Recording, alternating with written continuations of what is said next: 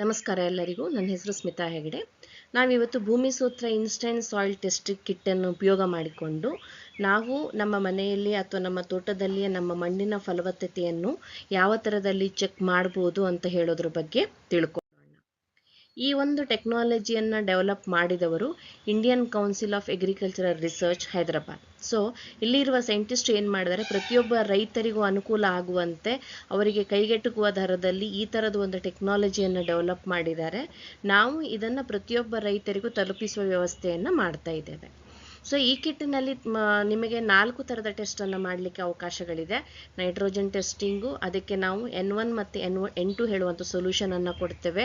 ಅದರಿಂದ ನೈಟ್ರೋಜನ್ ಟೆಸ್ಟಿಂಗನ್ನು ಮಾಡ್ಬೋದು. ಅದೇ ಥರದಲ್ಲಿ ಫಾಸ್ಫರಸ್ ಟೆಸ್ಟಿಂಗ್, ಹಾಗೆ ಪೊಟ್ಯಾಷಿಯಂ ಟೆಸ್ಟಿಂಗ್ ಹಾಗೂ pH ಟೆಸ್ಟಿಂಗ್. ಈ 4 ಥರದ ಟೆಸ್ಟನ್ನು ನಾವು ನಮ್ಮ ತೋಟದಲ್ಲಿರುವ ಮಣ್ಣಿನಲ್ಲಿ ಎಷ್ಟು ಕ್ವಾಂಟಿಟಿ ಇದೆ ಅಂತ ಹೇಳೋದನ್ನು ಈ ಕಿಟ್ಟನ್ನು ಉಪಯೋಗಿಸ್ಕೊಂಡು ಒಂದು 10 ರಿಂದ 15 ನಿಮಿಷದಲ್ಲಿ ಚೆಕ್ ಮಾಡಿಕೊಳ್ಳಿಕ್ಕೆ ಅವಕಾಶ ಇದೆ.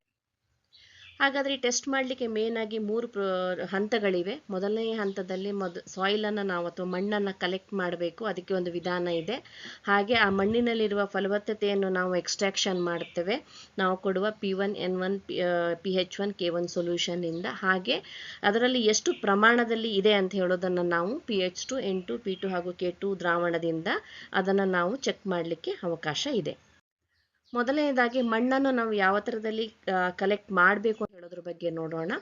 ಸೊ ನಿಮ್ಮ ತೋಟದಲ್ಲಿ ಜಿಗ್ಜ್ಯಾಗ್ ಆಗಿ ಬೇರೆ ಬೇರೆ ಏರಿಯಾವನ್ನು ಐಡೆಂಟಿಫೈ ಮಾಡಿ ಅಲ್ಲಿ ಆ ಜಾಗದಲ್ಲಿ ಮೇಲಿನಿರುವ ಕಸಗಡ್ಡಿಗಳನ್ನೆಲ್ಲ ತೆಗೆದು 5 ರಿಂದ 6 ಇಂಚುವರೆಗೆ ಸಣ್ಣ ಹೊಂಡವನ್ನು ಮಾಡಿ ಕೆಳಗಡೆಯಿಂದ ಮಣ್ಣನ್ನು ಈ ಎಲ್ಲ ಏರಿಯಾದಿಂದ ಕಲೆಕ್ಟ್ ಮಾಡ್ಕೊಳ್ಬೇಕು.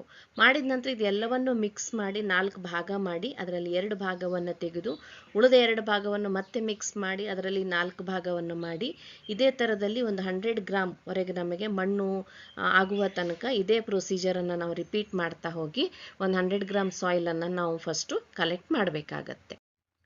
ನಂತರದಲ್ಲಿ ಏನು ಮಾಡ್ತೀವಿ, ನಾವು ಕೊಟ್ಟ ಸೊಲ್ಯೂಷನಿನಿಂದ ಸಾಯಿಲಲ್ಲಿರುವ ನ್ಯೂಟ್ರಿಯೆಂಟನ್ನು ಎಕ್ಸ್ಟ್ರಾಕ್ಟ್ ಮಾಡೋದು ಹಾಗೆ ಟೆಸ್ಟ್ ಮಾಡೋ ಸ್ಟೆಪ್ಪನ್ನು ಮಾಡಬೇಕಾಗತ್ತೆ. ಇದು ಹೇಗೆ ಮಾಡಬೇಕು ಅಂತ ಹೇಳೋದನ್ನು ನೋಡೋಣ. ಈಗ 3ನೇ ಪ್ರೊಸೀಜರನ್ನು ನೋಡೋಣ. ಆಲ್ರೆಡಿ ಹೇಳಿದ ಹಾಗೆ ನಾವು ಇದರಲ್ಲಿ ಏನಿದೆ ಡಿಫ್ರೆಂಟ್ ಸೊಲ್ಯೂಷನ್ಸನ್ನು ಕೊಡ್ತಾ ಇದ್ದೀವಿ ಟೆಸ್ಟನ್ನು ಮಾಡಲಿಕ್ಕೆ ಅಂತ. ಈಗ ಒಂದು 50 ml ಟ್ಯೂಬನ್ನು ತಗೊಂಡು ಅದರಲ್ಲಿ ನಾವು ಆಲ್ರೆಡಿ ಕಲೆಕ್ಟ್ ಮಾಡಿದ ಸಾಯಿಲನ್ನು ಸ್ವಲ್ಪ ಪ್ರಮಾಣದಲ್ಲಿ ಹಾಕಬೇಕು. ಇಲ್ಲಿ ಕೆಳಗೆ ಒಂದು ಕೋನಿಕಲ್ ಏರಿಯಾ ಇದೆ, ಅದು ಕಾಣುವವರೆಗೆ ಮಾತ್ರ. ಈಗ 4 ಬಾಟ್ಲ್ ಮೇಲೆ ನಾವು NPK pH ಅಂತ ಬರ್ಕೊಳ್ಬೇಕಾಗತ್ತೆ. ಸೊ N ಹೇಳುವ ಬಾಟ್ಲಿಗೆ ನಾವೇನು ಮಾಡಬೇಕು ಅಂದರೆ N ಲಿಕ್ವಿಡ್ ಏನಿದೆ ಇದರಲ್ಲಿ N ಲಿಕ್ವಿಡನ್ನು ಸೆಲೆಕ್ಟ್ ಮಾಡಿಕೊಂಡು ಈ ಸಾಯಿಲಿಗೆ ಹಾಕಬೇಕಾಗತ್ತೆ. ಈಗ ಟ್ಯೂಬಿನಲ್ಲಿ ಇರುವ ಮಾರ್ಕಿಂಗಿನ ಪ್ರಕಾರ ನಾವು ಒಂದು 7.5 to 10 ml ಬರುವವರೆಗೆ ಯಾವ ಹೆಸರು ಬರ್ಕೊಂಡಿರ್ತೇವೋ ಅದೇ ಲಿಕ್ವಿಡನ್ನು ಹಾಕಬೇಕಾಗುತ್ತೆ.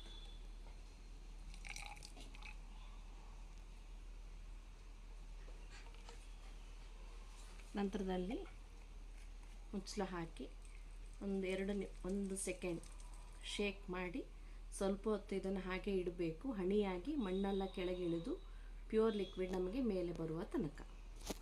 ಈಗ ಒಂದು 5 ರಿಂದ 10 ನಿಮಿಷ ಆದಾಗ ಇದೇನಿದೆ ಮಣ್ಣೆಲ್ಲ ಕೆಳಗೆ ಇಳಿದು ತಿಳಿಯಾದ ಲಿಕ್ವಿಡ್ ನಮಗೆ ಬಂದಿದೆ.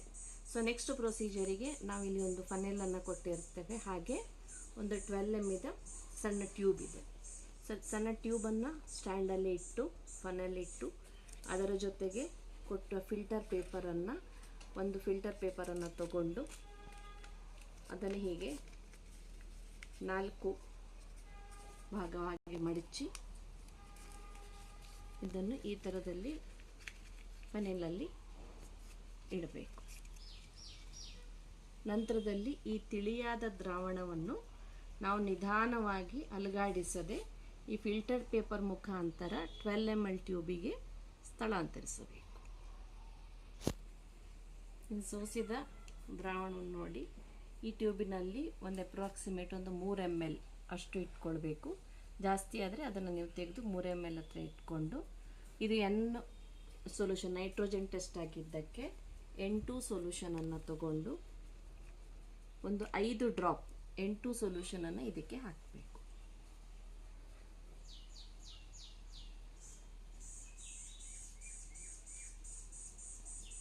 ನಂತರದಲ್ಲಿ ಇದನ್ನು ಚೆನ್ನಾಗಿ ಮಿಕ್ಸ್ ಮಾಡಿ 1-2 ನಿಮಿಷ ಬಿಟ್ಟು ಇನ್ನೊಮ್ಮೆ ಮಿಕ್ಸ್ ಮಾಡಿ, ಹಾಗೆ ನಿಮ್ಮ ಮ್ಯಾನ್ಯುವಲಲ್ಲಿ ಕೊಟ್ಟ ಚಾರ್ಟಿನ ಪ್ರಕಾರ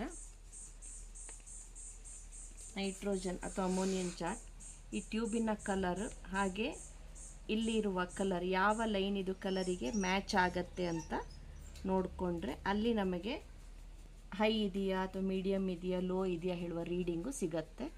ಇದನ್ನು 1-2 ನಿಮಿಷ ಬಿಟ್ಟು ಎಕ್ಸಾಕ್ಟ್ ಕಲರಿಗೆ ಈ ಥರದಲ್ಲಿ ಮ್ಯಾಚ್ ಮಾಡಿಕೊಂಡಾಗ ಇಲ್ಲಿ ನೋಡಿ ಹೈ ಲೋ ಮೀಡಿಯಮ್ ಯಾವ ಇದೆ ಅಂತ ಹೇಳೋದು ನಿಮಗೆ ಗೊತ್ತಾಗತ್ತೆ. ಅದೇ ಥರದಲ್ಲಿ ಇದೇ ಪ್ರೊಸೀಜರನ್ನು ನಾವು ಎಣ್ಣಿಗೆ ಮಾಡಿದ ಹಾಗೆ ಉಳಿದ ನಾವು ಹಣೆಯಲು ಬಿಟ್ಟ ಲಿಕ್ವಿಡ್ ಏನಿದೆ ಪ್ರತಿಯೊಂದನ್ನು ತಗೊಂಡು 3 ml ತಗೊಳ್ತಾ ಅದಕ್ಕೆ ಈಕ್ವಲೆಂಟ್ ಏನು 8 ರಿಯೇಜೆಂಟ್ ಇದೆ ಅದನ್ನು ಹಾಕಿ ಕಲರನ್ನು ಚಾರ್ಟಿನ ಜೊತೆ ಚೆಕ್ ಮಾಡ್ತಾ ಹೋದಾಗ ನಮಗೆ ನಮ್ಮ ಮಣ್ಣಲ್ಲಿ ಇರುವ ಫಲವತ್ತತೆಯ ರೆಕಾರ್ಡ್ ಹೇಳೋದು ನಮಗೆ ಇಲ್ಲಿ ಸಿಗತ್ತೆ. ನಾವೀಗ ಸ್ಟಾರ್ಟ್ ಮಾಡಿದ ನಂತರದಲ್ಲಿ ನೋಡ್ಬೋದು ಇದು pH ರೇಟಿಂಗ್ ಏನಿದೆ ಚಾರ್ಟ್ ಪ್ರಕಾರ ಯಾವ ಕಲರ್ ಮ್ಯಾಚ್ ಆಗುತ್ತೆ ಅಂತ ನಾವು ನೋಡ್ಬೋದು. ಹಾಗೆ ಅದೇ ಥರದಲ್ಲಿ ನೆಕ್ಸ್ಟ್ ನೈಟ್ರೋಜನ್ ಏನಿದೆ ಅದರದ್ದು ಕಲರ್ ಮ್ಯಾಚಿಂಗನ್ನು ಈ ಥರದಲ್ಲಿ ನೋಡ್ಕೊಳ್ಬೋದು. ಹಾಗೆ ಫಾಸ್ಫರಸ್ ಏನಿದೆ ಕಲರ್ ಮ್ಯಾಚಿಂಗನ್ನು ನೋಡಿ ಅದರ ರೀಡಿಂಗನ್ನು ನಾವು ನೋಡ್ಕೊಳ್ಬೋದು. ಹಾಗೆ ನಂತರದಲ್ಲಿ ಪೊಟ್ಯಾಷಿಯಮ್ ಏನಿದೆ ಅದರ ರೀಡಿಂಗ್ ಏನಿದೆ ಯಾವ ಕಲರಿಗೆ ಮ್ಯಾಚ್ ಆಗುತ್ತೆ ಅಂತ ಇಲ್ಲಿ ನಾವು ನೋಡಿಕೊಂಡು ಡಿಸೈಡ್ ಮಾಡ್ಬೋದು.